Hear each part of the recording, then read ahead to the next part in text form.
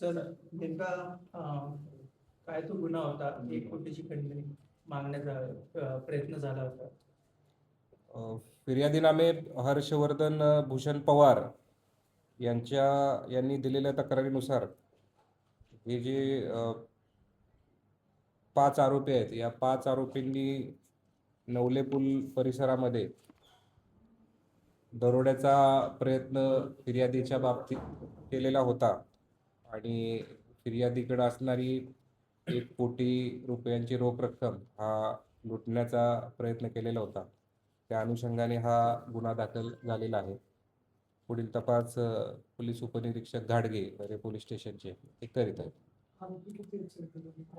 यामध्ये एकूण 9 आरोपी पुण्याच्या तपासादरम्यान निष्पन्न झालेले आहेत. त्यापैकी 4 आरोपी अटक आहेत आणि इतर 5 आरोपींबाबत तपास सध्या सुरू आहे. नेमका प्लॅन कसा होता, एक्झिक्यूट केलं त्यांनी आणि मास्टरमाइंड कोण होता? याच्यामध्ये गणेश कदम, अमेय कारले, विक्रम चाकणकर, अभिजित गाडे आणि दाऊद नदाब या 5 आरोपींनी फिर्यादीला ब्रह्मा हॉटेल सिंहगड रोड इथं बोलवलेलं होतं आणि तिथून बँकेत भरणा करण्याच्या आमिषानं त्यांना हायवेला नेलं. विक्रम चाकणकर ही गाडी चालवत होता आणि तिथे इतर 2 आरोपींनी गाडी आडवी घालून असल्याचा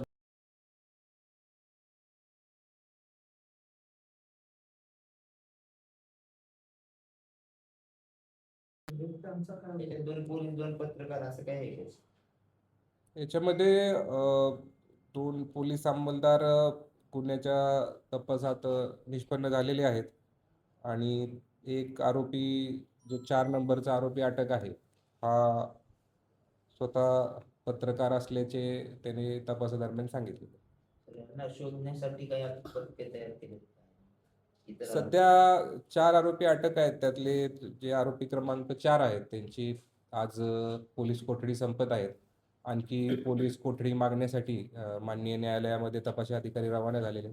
इतर आरोपींबाबत तपास चालू आहे. सर, हे जे आरोपी आहेत त्यांच्यावरती काही यादी गुन्हे दाखल आहेत? याच्यामध्ये विक्रम चाकणकर, गणेश कदम यांचं जुनं क्राईम रेकॉर्ड आहे. याच्यामध्ये चाकणकर यांच्यावर फसवणुकीचा आणि गणेश कदम यांच्यावर काही बॉडी ऑफेन्स दाखल आहे.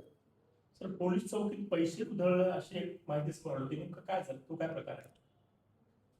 त्या बाबतीत सविस्तर अहवाल पुणे ग्रामीण माननीय पोलीस अधीक्षक पुणे ग्रामीण यांच्याकडून आम्ही मागवलेला आहे आणि सदरचा अहवाल प्राप्त होताच त्याबद्दल भाष्य करणं उचित राहील.